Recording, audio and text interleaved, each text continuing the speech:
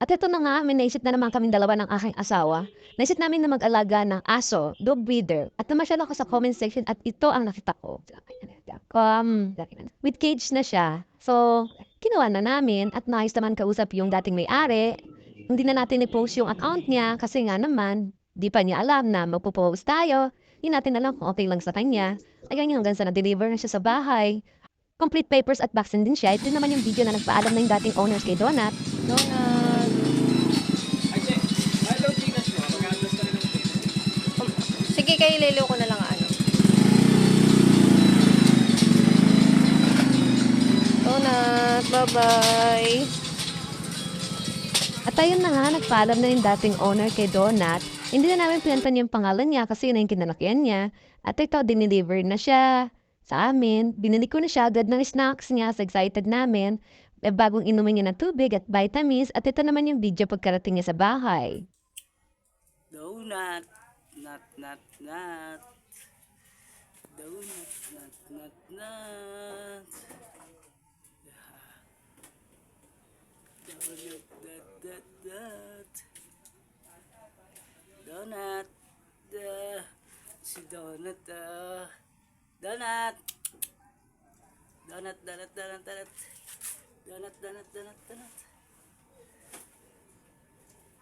Donut. Donut.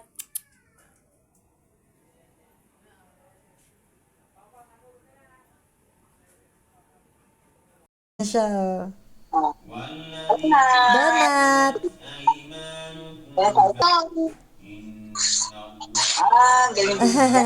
Ayan, di na siya naiilang. Buti naman.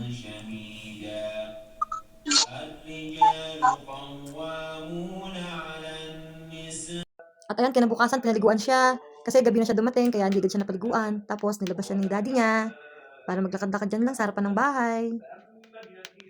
Binili pa nga namin siya ng bago yung tali. Kulay red kasi yun ang gusto ng daddy niya. Kaya lang, hindi ko siya kasi ang taba ng katawan niya. Kaya yung sa leeg na lang ang nilagay.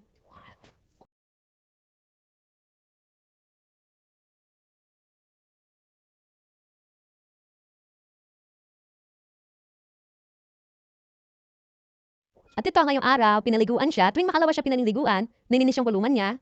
Tapos pinakain, pininom ng vitamins. Maya-maya lang, ibababa na yan siya dyan. Minsan nasa taas, nasa kwarto. Malinis naman kasi siya.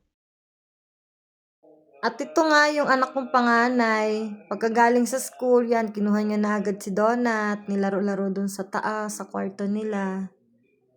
Gustong-gusto siya ng mga anak ko. Natutuwa yung mga anak ko sa kanya. Pati yung asawa ko. Nag-enjoy yung family namin. Para siyang naming baby. Kasi wala kaming baby sa bahay. Ayan. Siya yung baby namin. Mabait naman siya. Sweet.